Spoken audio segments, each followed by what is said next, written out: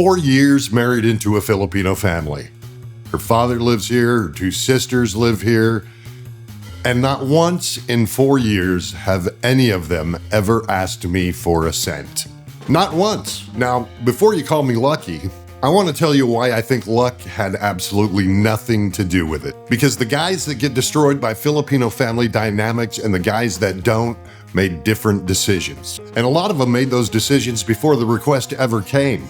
And they made them without even knowing it. 4 years in married, 13A visa locked, 2 kids, provincial Samar. In this video, I'm going to walk you through 5 things I understood in the Filipino family dynamic before they ever became a problem. Not theories, not forum advice, just what actually played out in my family over the last 4 years. And for each one, I'll tell you exactly what I did and the thing that I would tell every man before he meets her Filipino family. Less than 15 minutes. I'd rather you learn this now than learn the hard way later. Now, number 5, I'm holding till the end. Not because it's the most dramatic. It's because it's the one that nobody in this space names directly. And it's the reason that some men build real relationships with their Filipino families and not feeling like an ATM with a wedding ring attached to it. Once you hear it, the other 4 are going to make a lot more sense, so stick with me. We're going to start with the one that hits men first. Every channel, every forum, every guy with 3 weeks in Cebu will tell you the same thing. The Filipinos are family-oriented. You've heard it.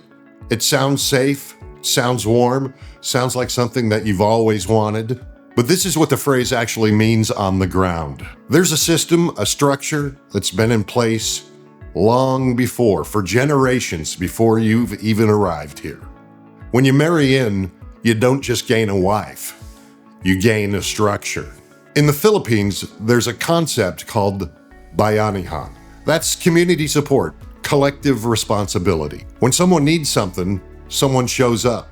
Not because they're asked, it's just that's what the structure does. It's genuinely one of the most beautiful things that I've encountered since the 4 years of living here. And I mean that. When our neighbor needed help, people showed up before we even knew there was a problem. But here's where Western men consistently misread this. When you enter that structure as a foreigner, especially a foreigner with a Western income, or even the perception of a Western income, fact is, the structure sees you differently than it sees anyone else. Not maliciously, not as a scheme, just as you can. And in a system where collective responsibility is the foundation, the person who can is expected to. That's not a character flaw in Filipino culture. That's the system working exactly as it was designed. The question is whether you understand the system that you're entering into before you enter into it. And most men don't. It can be tough to get your head around. I almost didn't. Now here's where my story diverges from most stories that you'll hear in this space. Her father, 2 sisters, that's the family I immediately married into. She lost her mother when she was very young. And I want to be careful how I'm saying this because I don't want to sound like I've found something out that nobody else has. I'm saying it because I think it matters that you hear that it's actually possible. Not one of them has ever asked me for money. Not a request, not a hint, not even a situation where something felt like it was being implied. Nothing. Now why? I don't know. I've thought about it over the years and wondered myself, but I don't think it's luck. I think it comes down to 3 different things that happened before they even had a chance to establish a dynamic. First, my wife led, not me. I didn't walk into the family with Western expectations and dynamics, or my Western logic trying to establish what the relationship was going to be. I let her do that in her language, her context, within her family structure. And I did that because she knows the system. I didn't. Second, I was consistent with the first interaction. Not generous, not stingy, consistent.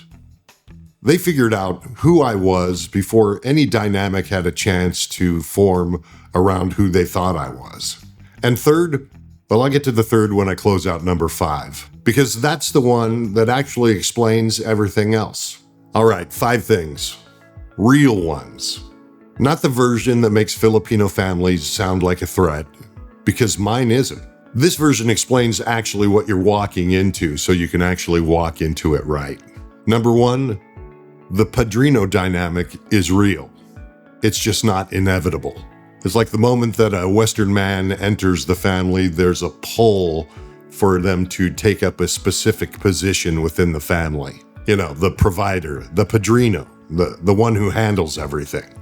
The pull is real. The mistake isn't feeling it.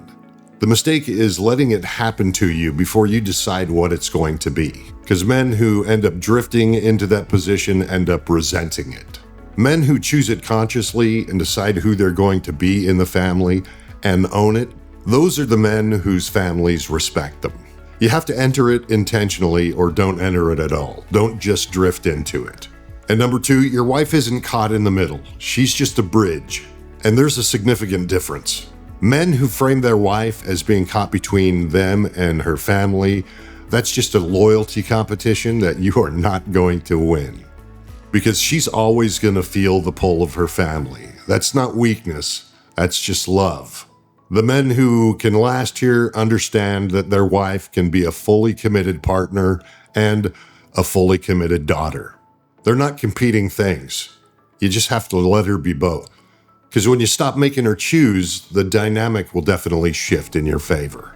Number three, regional context makes all the difference. A family in Samar is going to be different than a family in Cebu. And a family in the province operates different than a family in Manila. The economic baseline is different. The extended family size is different. The communal expectations are different. Provincial families tend to be more communal. Urban families, more independent. Know where your wife is from. Know where she grew up inside. That context is going to tell you more about what you're walking into than anything else. Number four, requests. When they come, they are not automatically manipulation. Some of them are real emergencies, and some of them are the system testing to see what they can access. Speak to your wife. She knows the difference. She was raised inside the system. Seriously, the first move is to have that conversation with your wife before the first request comes. You know, what does your household contribute? What are the boundaries? What actually constitutes a real emergency? Name it, agree on it, and then let her communicate it to her family in her own language.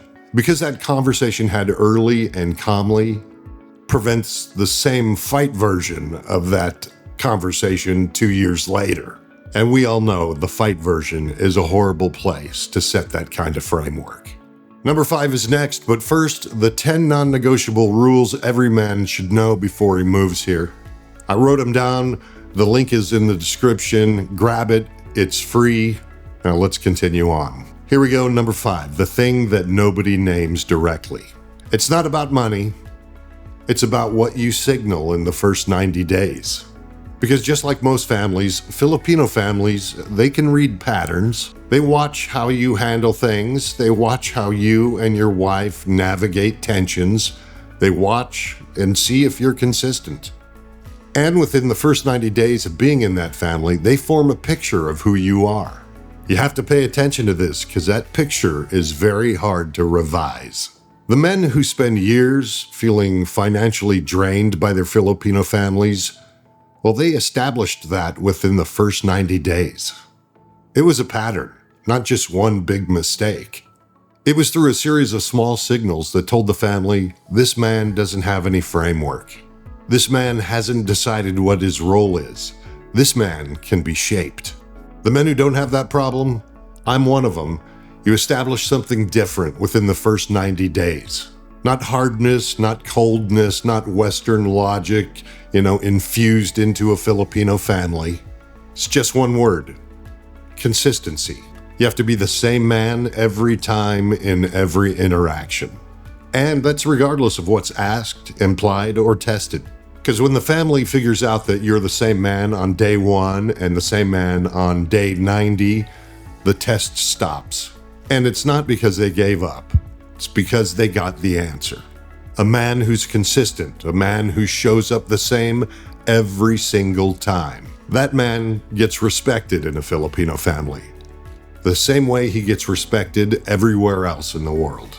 My father-in-law, 2 sisters, 4 years, not 1 peso requested.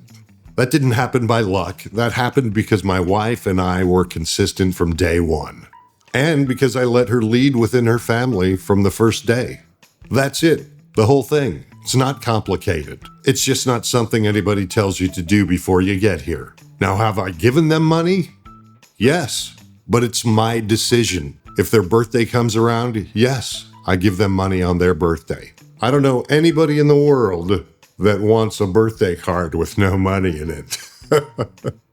But again, they've never asked or never expected. But yeah, I do nice things. And I'm telling you, 4 years, 2 kids, provincial Samar, 13A visa, I would make every decision I've made exactly the same. Not because it was easy, but because it was real. And real is always worth building. Again, if you're planning this move, the 10 non-negotiable rules are in the description, free at checkout. And if you want to talk through maybe your specific situation, go ahead and drop me an email. It's in the description. I read every one of them. Real conversations, no scripts, man. I would love to chat with you. Also, if you haven't seen this one, that's worth your time. And I think you're going to like this one too. That's where it all started. Remember, be excellent to each other. And this was never about the Philippines. It's how you show up when you get here.